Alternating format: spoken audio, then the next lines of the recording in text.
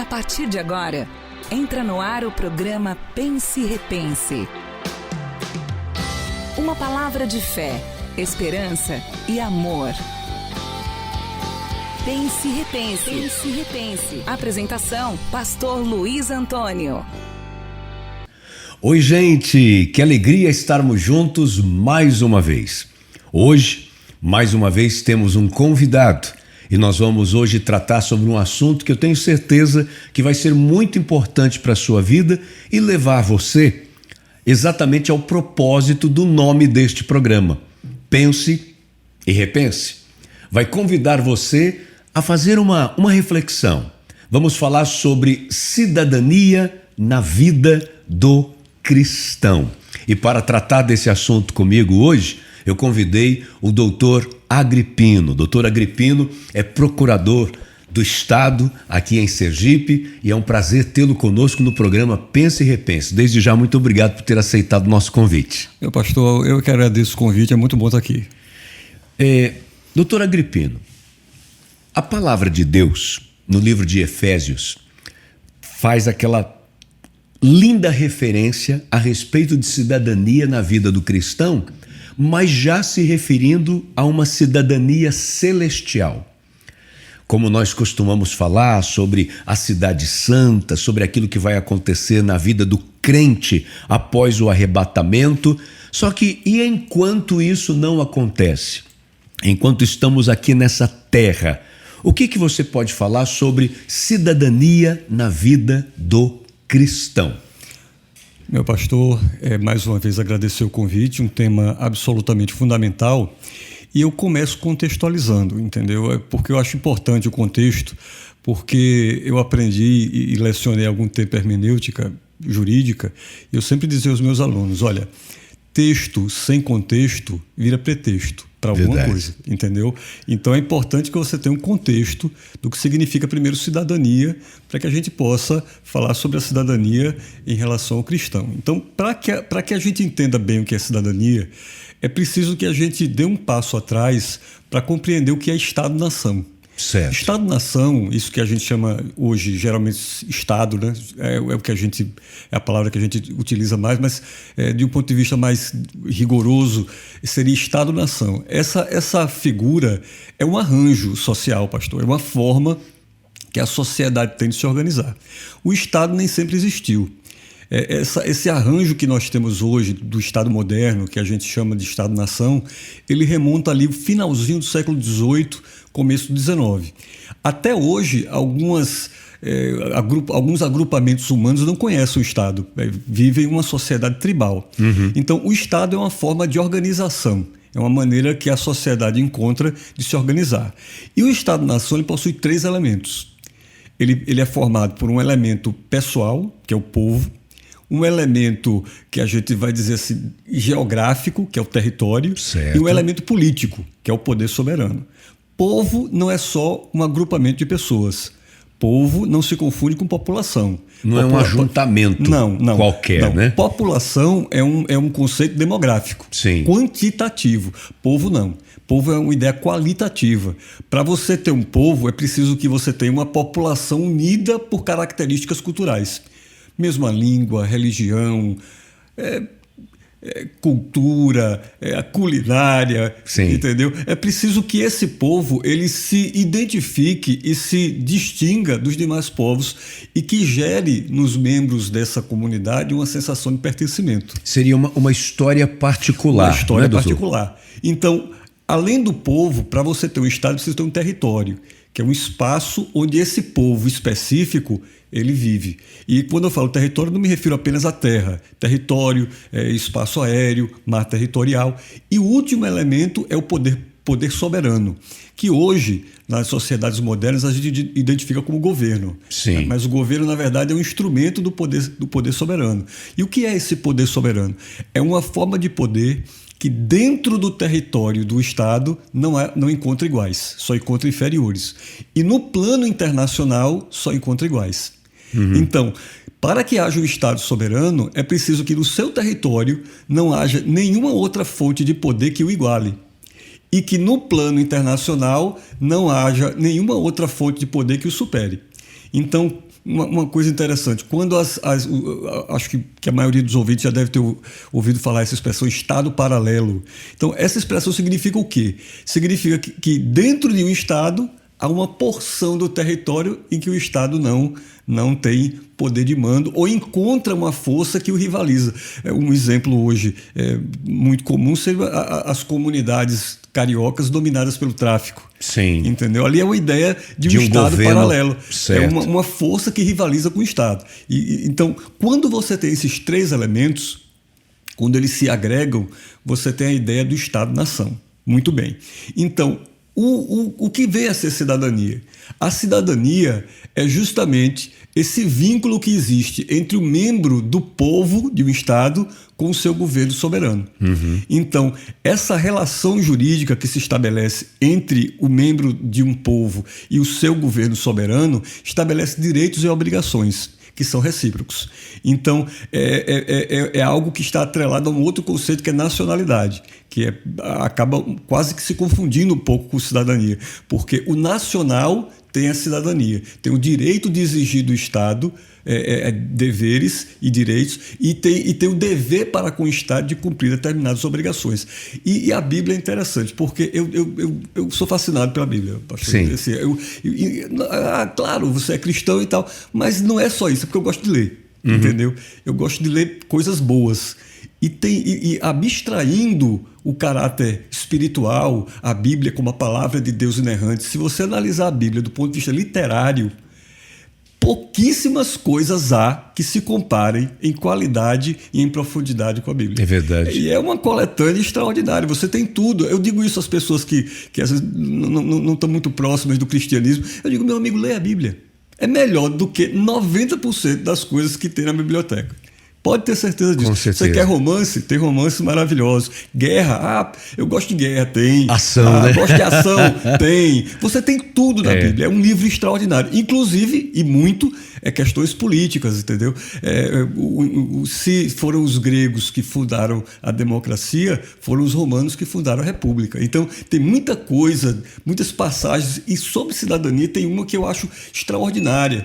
É quando Paulo é preso, é açoitado, e lá para as tantas, depois disso, ele olha assim para os seus algozes e diz: com que autoridade vocês espancam um cidadão romano? E o camarada pergunta: mas como cidadão romano? Você não é judeu? A muito custo eu consegui comprar minha cidadania romana. Sou romano de nascimento. E eles temeram. Temeram por quê? Porque eles sabem que um dos deveres que o Estado tem para com os seus cidadãos é garantir a sua proteção. Verdade. E o Império Romano, naquela época, levava isso muito a sério. Então, eles sabiam que se chegasse ao conhecimento das autoridades romanas que eles haviam espancado o cidadão romano, muito provavelmente eles morreriam. Então, observe que é algo... Claro que hoje nenhum Estado atual se compara ao que foi o Império Romano no seu auge, mas essa ideia ainda existe. Se você estiver no exterior, por exemplo, e você tiver algum problema, alguma questão, você pode se socorrer da embaixada. Olha, fui furtado aqui, como já aconteceu, inclusive, infelizmente, com uma amiga minha.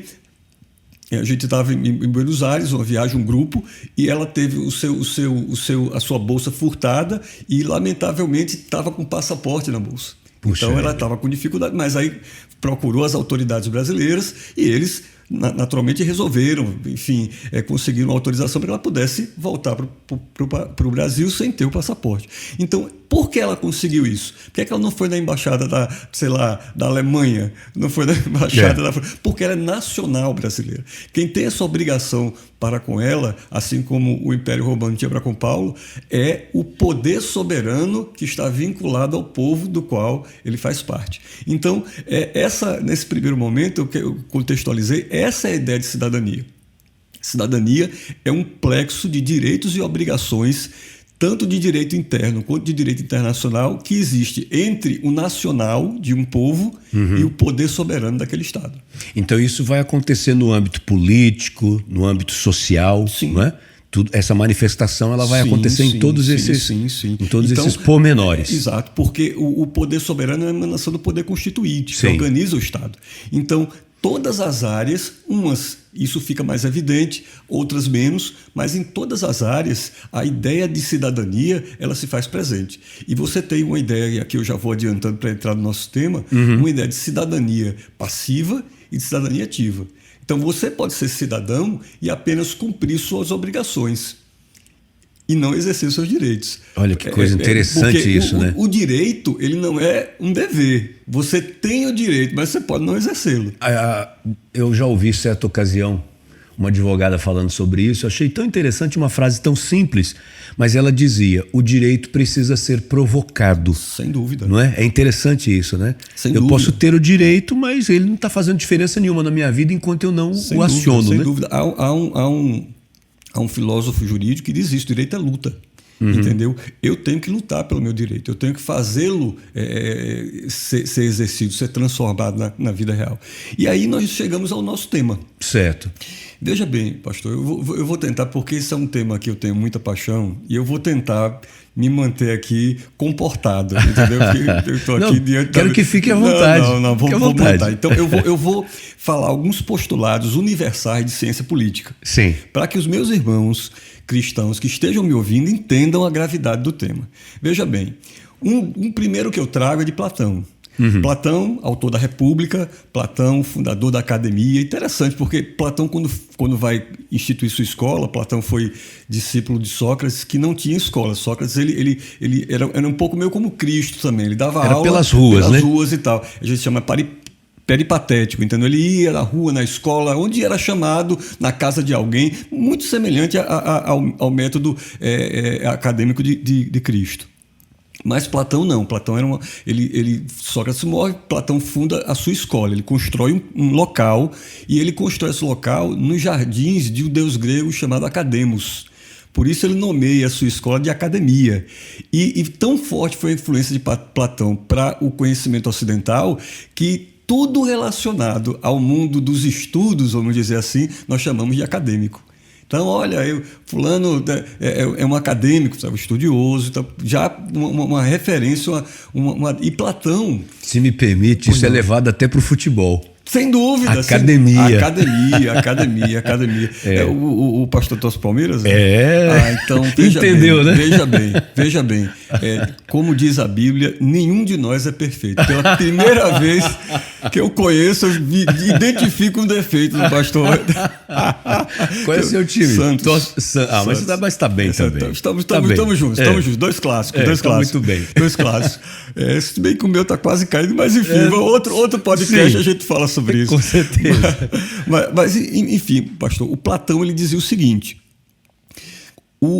as palavras não são exatamente essas, mas a ideia é: o castigo, a punição de quem não se interessa pela política é ser governado porque se interessa. Verdade. Entendeu? Porque compreenda, meu irmão que está nos ouvindo, minha irmã, o poder não admite vácuo. O poder existe para ser exercido.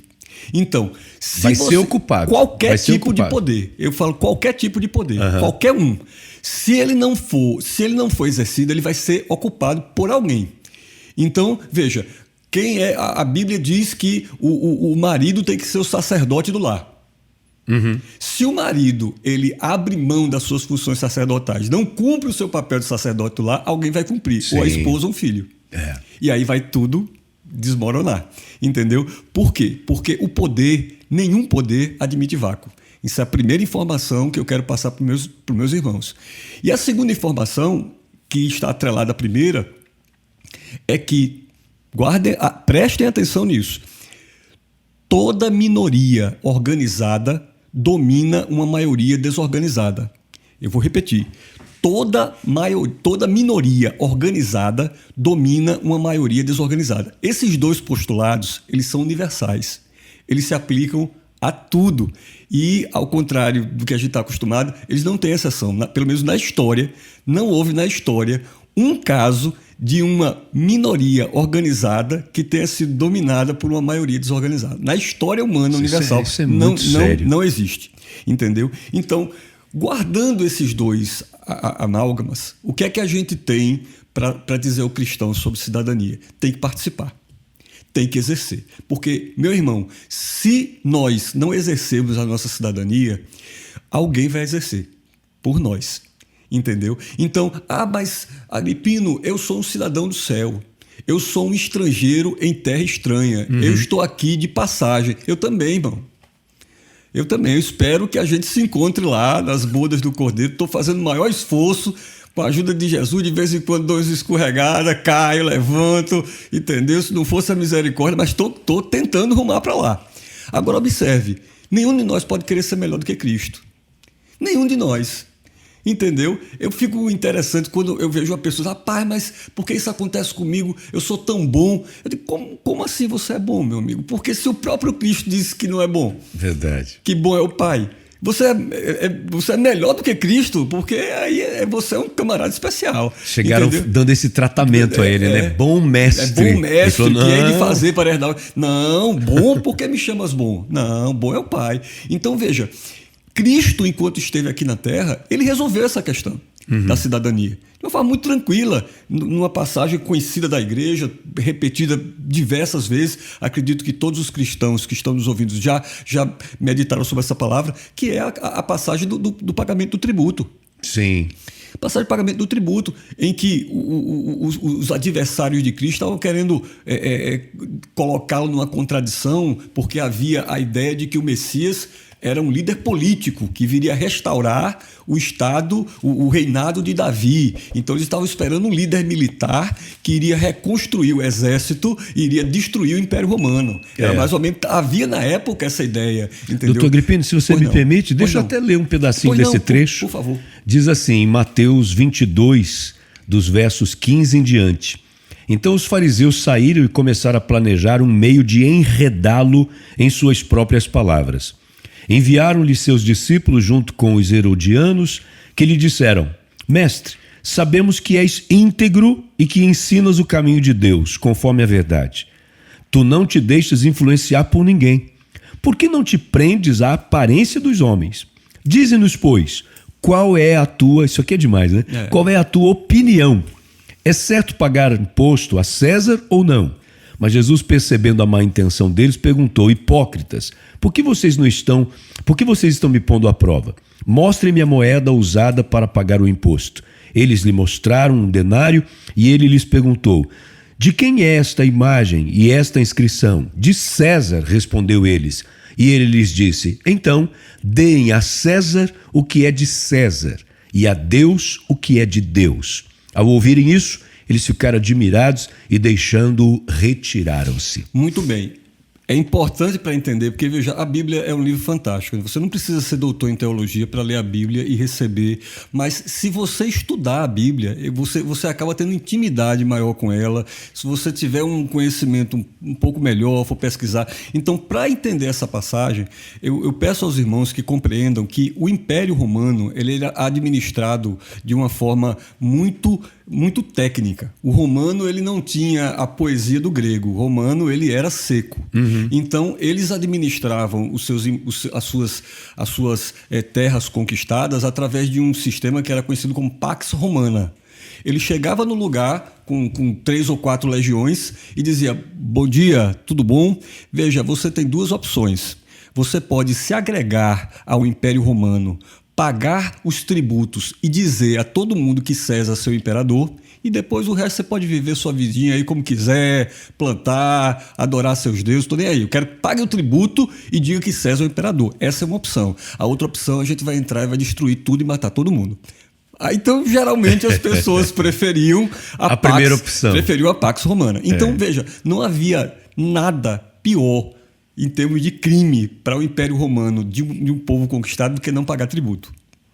Inclusive, Cristo, do ponto de vista jurídico, ele foi condenado pelo crime de sedição, por ter se declarado rei numa área que pertencia ao Império Romano, ou seja, ele estava afrontando a autoridade de César. Essa foi a acusação. Sim. Entendeu? Tanto que a morte por crucificação ela era feita não apenas para punir e matar, mas para amedrontar os criminosos. Então, você era colocado uma placa: estuprador, ladrão, assaltante de banco, é a plaquinha lá em cima. O que é que tem na placa? Jesus Cristo, Rei dos Judeus. Aliás, pastor, me permita, porque eu gosto dessa área jurídica, ler a Bíblia, cada um vê pelo seu mundo, né? Tem uma passagem da Bíblia que às vezes ocorre pós-crucificação e as pessoas não se atentam tanto, mas eu acho extraordinário. É quando os sacerdotes, vendo o crime que foi imputado a Cristo, ficaram chateados. Aí foram falar com o juiz e disse: olha, não é assim, a placa está errada. O crime dele ele não é rei dos judeus. Então você tem que colocar na plaquinha Jesus Cristo, aquele que se disse rei dos judeus. Olha só. Aí Pilatos diz: meu amigo, essa frase é sensacional. O que escrevi, escrevi. Ponto. Olha só. E despede o pessoal. É uma passagem sensacional, porque eu utilizava isso nas minhas aulas para lecionar, eu me recordei agora. Mas, de qualquer maneira, então, observe, a pergunta foi de uma gravidade extraordinária. Porque qualquer resposta que ele desse, sim ou não, qualquer uma, ele teria problemas. Respondendo sim, ele estaria deixando claro para os seus seguidores que o Messias ungido, o Filho de Deus, era subordinado a César. Respondendo não, estaria cometendo crime de sedição, seria imediatamente preso, e aí com absoluta razão, porque eu digo absoluta razão pela legislação da época, né? Mas o que é que ele faz aí? Cristo, ele faz uma demarcação absolutamente extraordinária entre a cidadania terrena e a cidadania celestial. Verdade. Entendeu? Então, o que é que ele está dizendo aí? Olha, enquanto você estiver aqui, você não é só espírito. Você não é só espírito. Dê a César. Você tem um corpo. E esse corpo que você tem está submetido às leis do país onde você está. Então, você tem que cumprir as leis. O César, nesse caso aí, representa aquele elemento que nós falamos no começo do nosso podcast, que é o poder soberano. Poder soberano. O governo, para usar uma expressão mais conhecida. É isso que Cristo está querendo dizer. Olha, obedeça às leis. E esse pagamento do imposto seria aquilo que o senhor citou sobre a relação do povo com o poder soberano. Governo, que é o dever que existe até hoje. Isso. Entendeu? Claro que até porque se você pagasse os tributos porque você quer, não seria chamado de imposto, não é? Sim, imposto. É. Ninguém igual. Eu pelo menos fico triste, rapaz. Meu Deus do céu, mas é isso mesmo. Tem que pagar. Eu vou chegar e dizer: olha, hoje eu acordei com dor de cabeça, não estou afim de pagar tributo esse ano. Esse ano eu não vou. Não tem como, porque é um dever meu para com o Estado. Então, Cristo, ele diz aí o seguinte: o que ele está dizendo aí de uma forma muito clara é: meu amigo, enquanto você estiver aqui, você tem que cumprir as leis terrenas. Agora, você tem que dar a Deus o que é de Deus. Então, a honra, a glória, o louvor, a adoração, a obediência à palavra de Deus. E aí chegamos no tema para que o irmão entenda a gravidade. Veja só, se é assim, como fazer numa situação extrema em que a lei do homem contraria a lei de Deus? Veja, você tem duas opções. Essas opções estão espalhadas pela Bíblia. Em diversos momentos, várias pessoas da Bíblia fizeram uma ou outra escolha, porque só tem duas, entendeu?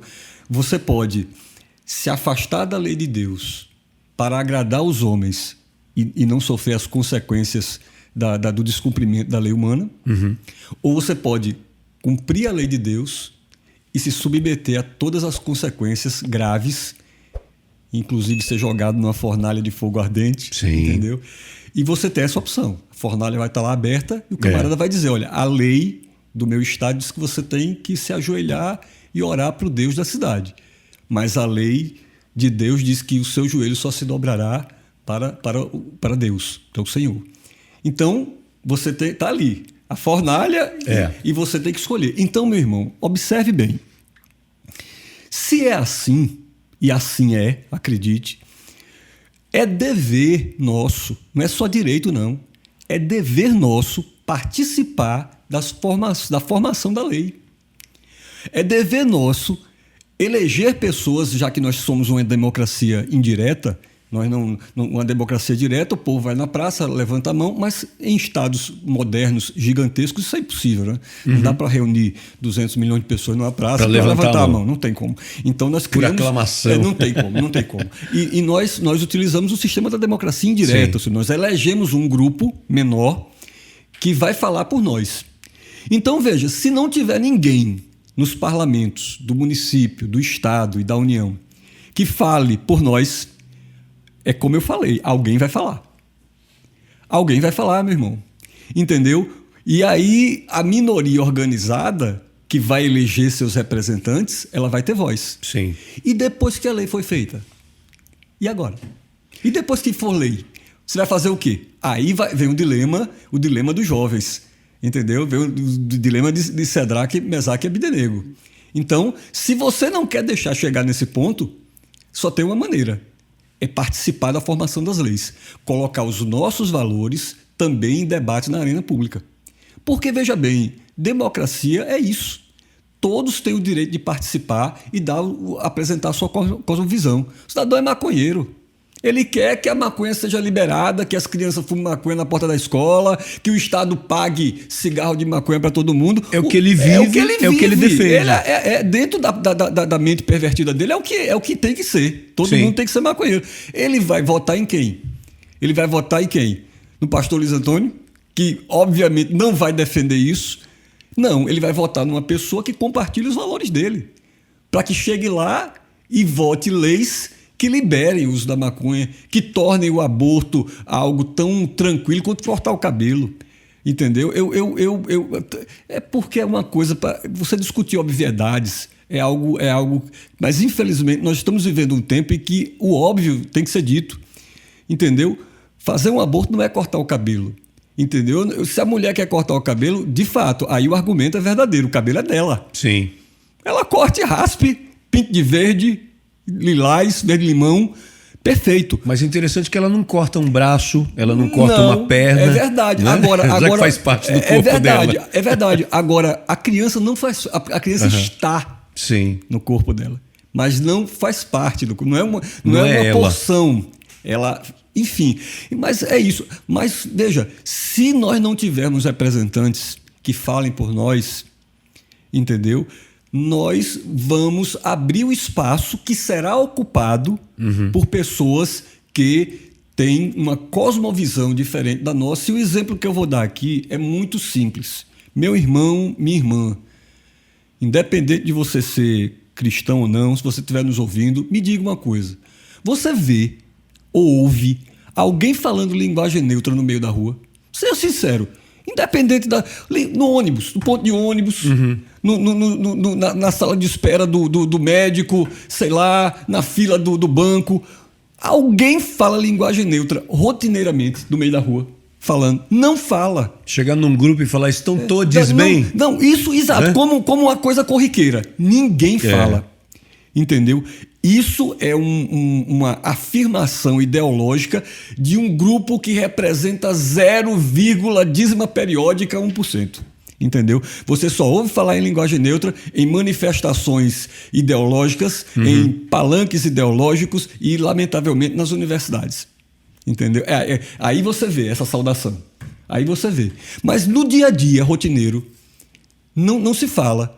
Então, se o povo brasileiro não fala, por que tanta pressão para incluir linguagem neutra nos documentos oficiais, nos livros educacionais? Por quê? Porque a linguagem neutra é defendida por uma minoria extremamente organizada.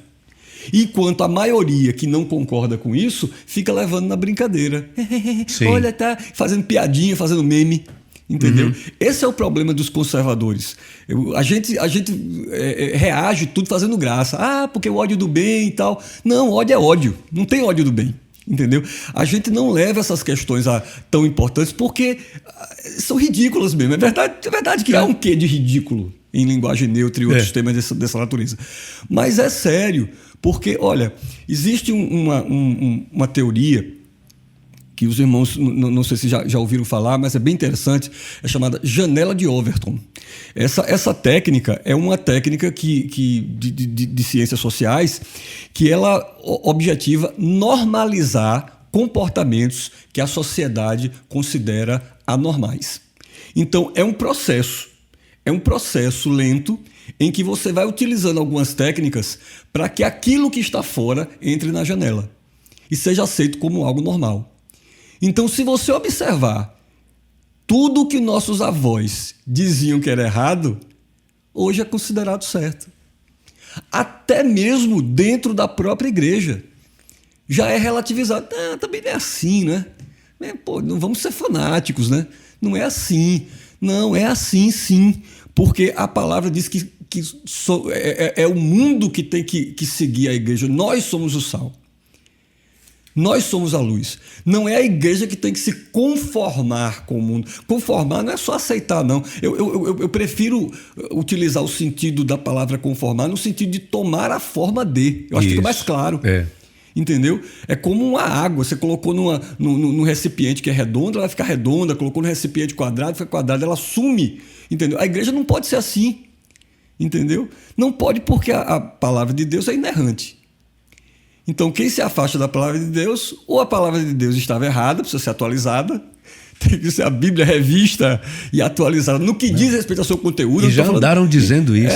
Não, olhe, eu não tenho dúvida nenhuma que eu ainda vou estar vivo para ver alguém dizer que a Bíblia tem que ser vendida com trechos apagados. Olha, esses trechos aqui têm que ser apagados porque eles ofendem fulano, ofendem cicrano, ofendem isso, ofendem aquilo. Eu não tenho dúvida. E não brinquem, não. Já há locais específicos no mundo, pelo mundo, em que você é proibido de ler a Bíblia fora do templo ou fora da sua casa. Porque isso é considerado constrangimento a quem não é cristão. Então, se você pega a Bíblia e você está no ônibus, aí você resolve ler a Bíblia enquanto não chega no seu destino, isso é considerado ofensivo. Já teve uma situação de um menino com a camisa Jesus salva. Foi expulso do shopping. Que absurdo. Ele não foi aqui do Brasil, não. Uhum. Foi expulso por quê? Porque as pessoas foram à direção do shopping e disseram, olha, aquela camisa ali está me constrangendo. Agora, se fosse um desenho pornográfico, certamente não teria acontecido isso. Entendeu? Mas, enfim. Então, o que eu quero argumentar é isso. Não é para a gente brincar e levar isso como uma questão de só menos importância. Porque política, eu não gosto, não vou me envolver. Tem.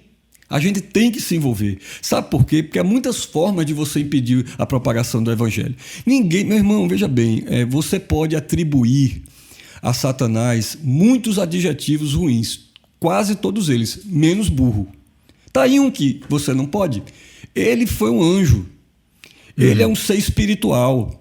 E é muito mais velho que a gente, então tem muito mais experiência. Você acha que ele vai querer votar uma lei, está proibido abrir igreja? Você acha que vai ser assim? Não. Então, não. Sabe como é que pode ser? Eu vou lhe dizer como é que pode ser. Ele pode dizer assim, olha, os vereadores se reúnem e dizem, olha, vamos alterar o zoneamento urbano de Aracaju. Uhum. Vamos colocar aqui o bairro Jardins, é um bairro que tem um hospital ali, bem ali longe, mas é um hospital.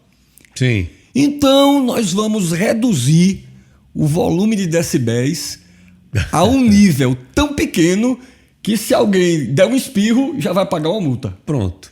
Os crentes já ficam de fora. Acabou, meu amigo. Vai ficar o camarada com decibelímetro aqui na porta da igreja quadrangular. Quando o pastor Luiz Antônio disser um amém, ele, opa, multa, tome. Vai chegar um momento que a igreja não vai ter condições de pagar. O famoso plano diretor local. Exatamente. Né? Então, veja, tudo isso é feito de forma sutil. Por exemplo, a igreja ela tem imunidade tributária. Se você acabar com a imunidade tributária, a quadrangular ainda sobrevive um tempinho. Mas igrejas como a Assembleia de Deus, 80% dos seus templos fecham no dia seguinte, porque não vai ter dinheiro para pagar os tributos. Entendeu? Então, são coisas dessa natureza que as pessoas têm que entender que existem muitas formas de prejudicar o evangelho, entendeu? E ainda dizer, não, é igual, por que não pagar tributo? Tem que pagar, olha que sério, ainda vai citar a Bíblia. Ainda vai citar a Bíblia, entendeu? Por quê? Porque é o enganador. São as maneiras sutis, né? Então, nós precisamos de pessoas, agora, pessoas preparadas, porque também não adianta nada. Já aconteceu, mandar gente despreparado é pior, porque aí vai envergonhar o evangelho. Vai ser engolido pelos outros lá. Porque é um ambiente, como disse, Cristo já disse tudo, eu não tenho o que dizer mais nada não. Ele disse, eis que vos envio como ovelhas. No meio de lobos. Entendeu? É preciso ser prudente, entendeu? Como a serpente. Agripino, você está pecando? Não fui eu que disse isso, não. Não fui eu que disse isso, não. É simples como as pombas, mas tem que ser prudente como a serpente. Então, de tudo isso, o que é que fica?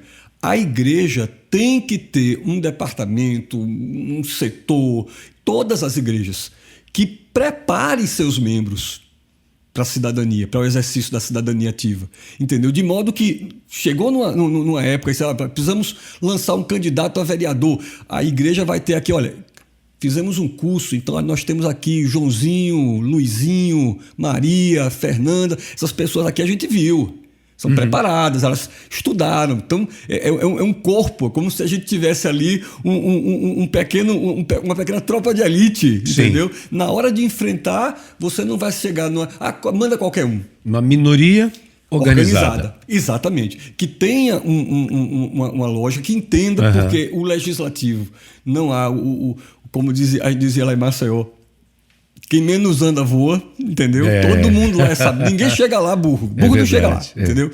Então, o pessoal sabe, tem mais experiência com o regimento, para chegar lá é engolido. Aí é pior, porque você tem o desprazer de ver determinadas leis aprovadas com o voto de um parlamentar cristão por absoluta ingenuidade e ignorância. Então, a igreja tem que preparar seus membros, nós temos que estudar sobre isso, nós temos que falar sobre cidadania na igreja, e nós temos que fazer como Paulo. Veja, Paulo exerceu seu direito. Foi espancado e ele exerceu seu direito. Eu sou um cidadão romano. Me respeite. Você me respeite, entendeu? Então, nós somos cidadãos brasileiros. Nós somos cidadãos brasileiros. Aqui, por exemplo, aqui no Brasil, os discursos são interessantíssimos. Toda forma de amor vale a pena. Não, nem toda, porque se for amor a Cristo, você é um fanático. Se você disser, eu amo Cristo, você é um fanático, entendeu? Se uma menina disser, olha, cada um vive sua vida, mas eu quero me casar virgem, vai ser objeto, no mínimo, de chacota. Sim. De chacota, entendeu? Fanática, chacota, atrasada, tal, você é uma pessoa medieval, não tá. Por quê? Tem nada a ver, não sei o quê, toda forma de amor vale a pena, menos o amor à palavra. Essa não vale a pena, e aí é fanatismo, não pode. Então, essa percepção, não adianta a gente querer também, porque é como a Bíblia é um livro fantástico. Eu acho que eu já disse isso aqui. Bíblia é um livro fantástico. Leiam porque é muito bom. Ela diz, não adianta você ficar triste com isso, algumas sementes vão ser jogadas na terra. Outras vão ser jogadas nos pedregulhos, algumas as ervas vão... Então não adianta, tem gente que infelizmente não vai recepcionar a palavra.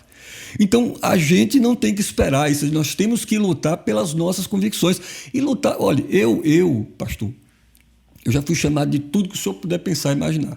Racista, homofóbico, fascista, entendeu? Tudo que o senhor... Por quê? Só exclusivamente por defender minhas convicções. Eu vou dar um exemplo para o pastor. Eu estava na sala de aula e aí você sabe que o cão gosta, né? Ele sabe que você...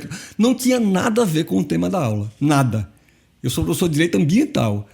Aí o aluno se levanta e fala, professor, o que é que o senhor acha da adoção de crianças por casais homossexuais? Veja, eu estou dando aula de direito ambiental e o abençoado me faz essa pergunta. Mas, bom, eu vou responder. Eu digo, olha, meu amigo, veja bem, adoção, e eu fui extremamente técnico, a adoção é um processo jurídico como outro qualquer. Existem requisitos que as pessoas têm que cumprir para poder adotar uma criança. Aí eu disse, agora, pela nossa legislação, hoje, é muito difícil que um casal homossexual consiga atender todos os requisitos. Se atender, o juiz vai deferir, porque é um processo como outro qualquer. Fui chamado de quê, pastor? Homofóbico. Imagino. Por quê? Porque as pessoas não querem tolerância. É mentira. As pessoas querem concordância. Isso. Elas querem que você abra mão da sua visão para concordar com elas. Se eu digo, eu te respeito, mas penso diferente, não basta, eu sou fascista. Entendeu? Isso é pouco. Eu tenho que dizer, eu te respeito e concordo contigo. Senão eu sou uma pessoa ruim. Inclusive, mesmo sem concordar. Por aí. Né? Mas aí, quando você mantém seu ponto de vista, as pessoas ficam com raiva. É interessante, as pessoas pedem a minha opinião. Eu não saio por aí dando minha opinião, não. As pessoas pedem minha opinião. Quando eu dou a minha opinião, ficam com raiva de mim. Meu Deus. Mas por que pedir? Doutor de Pino, eu sei que lhe falta assunto. Eu sei que pastor, falta argumentos. Se o senhor não controlar o tempo, vai virar uma vigília. Porque eu estou tão à vontade aqui. E graças a Deus por isso. E realmente nós nunca tivemos um videocast com essa duração. Mas como nós precisamos encerrar, deixa eu pontuar algo aqui que eu gosto muito em 2 Crônicas, muito conhecido, 7,14, né? Eu até diria o famoso 2 Crônicas 7,14 diz, se o meu povo, que se chama pelo meu nome, se humilhar e orar, buscar a minha face, se afastar dos seus maus caminhos, dos céus o ouvirei, perdoarei o seu pecado e curarei a sua terra. Nesse versículo que é tão profundo e tem tanta coisa para a gente estudar dentro só desse versículo, eu gostaria de destacar apenas o começo e o final. Quando diz, se o meu povo, então a Bíblia está dizendo aqui que Deus tem um povo. E no final diz, curarei a sua terra. Amém. Ou seja, Deus tem um povo e esse povo tem uma terra. Amém.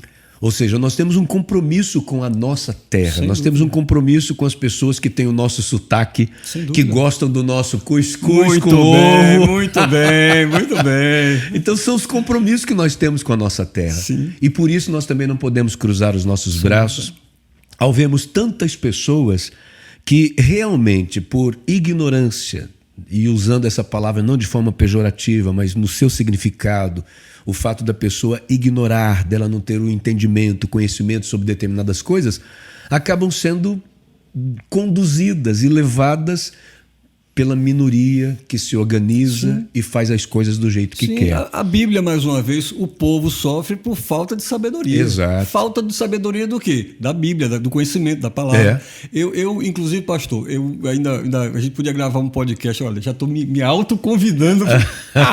É porque é um tema também que me preocupa muito.